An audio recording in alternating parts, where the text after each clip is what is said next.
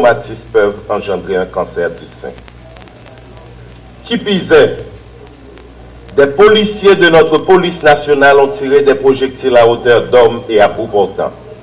J'ai même été la cible de policiers qui a tiré en direction de l'endroit où je me trouvais. La bonbonne de gaz lacrymogène a atterri justement à mes pieds. S'agissait-il d'une négligence ou d'une tentative d'assassinat sur ma personne? Des policiers de notre police nationale, dis-je. Cependant, des gens sont remarqués dans cette guerre contre la population la présence de la quarantaine de gendarmes que Michel Martelly avait envoyés en Équateur s'entraîner à l'art de tuer leurs frères et sœurs. Donc l'armée privée de Michel Martelly était aussi en scène et à l'œuvre. Retenez bien, à chaque fois que Michel Martelly opère une tournée dans le département du Nord, il laisse toujours derrière lui des blessés et des morts. Ce 18 novembre 2013, plusieurs blessés par balle se sont rendus à l'hôpital Justinien du Cap-Haïtien. Au moins un mort est enregistré dans ce bilan. Madame Louise, qui habite la rue 15, a été assassinée par balle. Ces enfants ont identifié les gendarmes de Martelly qui ont fait feu froidement à 3 reprises sur cette dame qui était chez elle. Parce que malheureusement, elle était témoin des exactions de ces mêmes policiers. Ensuite, au cours de la nuit du 18 novembre 2013, ce fut une véritable chasse à l'homme qui a abouti à l'arrestation illégale de bon nombre de personnes, une quarantaine environ.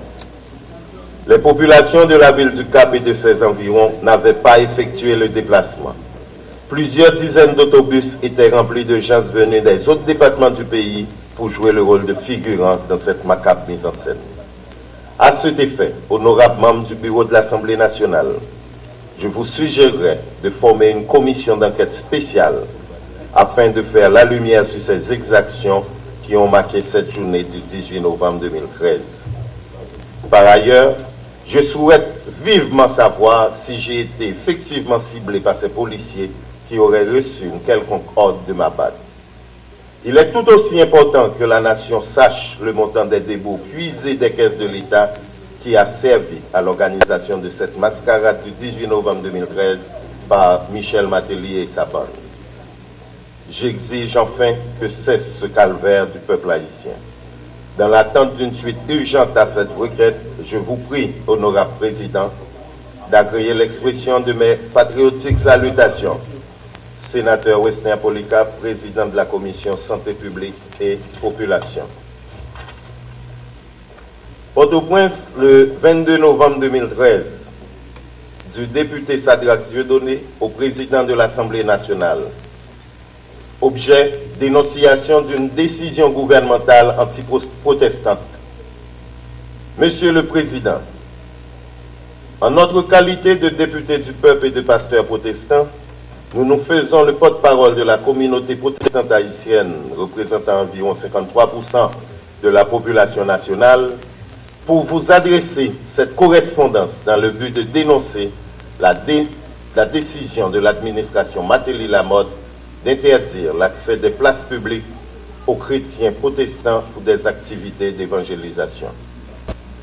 En effet, suite à une demande d'autorisation en vue d'utiliser la place Dame des Gonaïves pour organiser sa croisade annuelle du 1er au 15 décembre de l'année en cours, l'Association des évangélistes haïtiens AEH vient d'essuyer le refus catégorique des agents exécutifs intérimaires de la mairie des Gonaïves fraîchement installés, et ce en dépit du fait que cette demande a été régulièrement produite depuis le 12 août 2013 et en dépit de molles démarches entreprises auprès de ces autorités dépourvues de toute légitimité par d'autres entités et personnalités du monde protestant comme l'Association de leaders évangéliques haïtiens aux Gonaïves, ALEHG.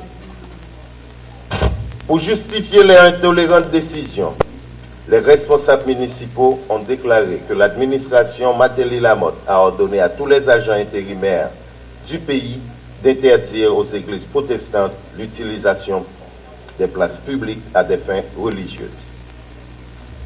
Certes, chaque année, les autorités municipales de la Cité de l'Indépendance se font prier pour daigner autoriser l'utilisation de la place d'Âme pour les campagnes d'évangélisation.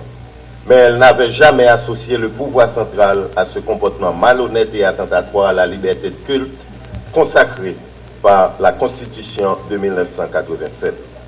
Aujourd'hui, c'en est le cas. Ce qui a pour effet immédiat l'aggravation d'une situation qui était déjà exaspérante pour l'importante communauté de protestants vivant dans cette ville.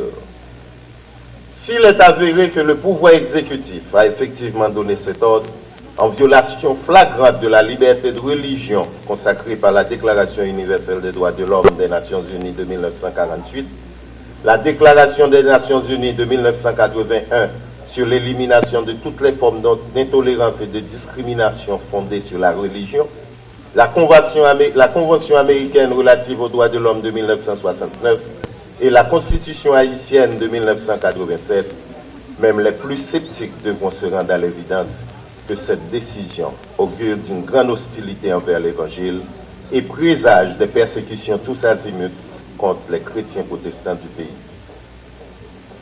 Nous voulons toutefois rappeler que la liberté de religion, à côté des autres libertés fondamentales, est un droit acquis de haute lutte à laquelle les protestants ont participé.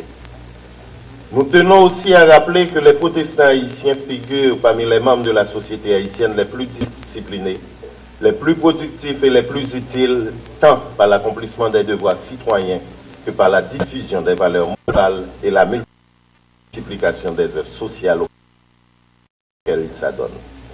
À titre d'exemple, le secteur protestant est propriétaire de 60% des infrastructures sanitaires et de 40% des écoles classiques du pays.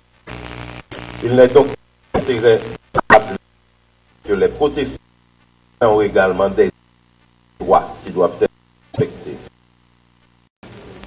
Nous tenons à souligner à votre attention, Monsieur le Président, que l'AE organise sa croix annuelle les éventuelles menaces politiques qui pèsent sur son inaliénable liberté de culte et à l'inciter à défendre dans la légalité ses droits imprescriptibles. Dans l'attente d'une action diligente et efficace du Parlement pouvant favoriser le prompt rétablissement de la communauté protestante haïtienne dans ses droits, nous vous prions d'agréer, Monsieur le Président, nos salutations religieuses et patriotiques les meilleures. Sadrak Dieudonné, pasteur, avocat, député des Gonaïves. J'ai dit, Monsieur le Président.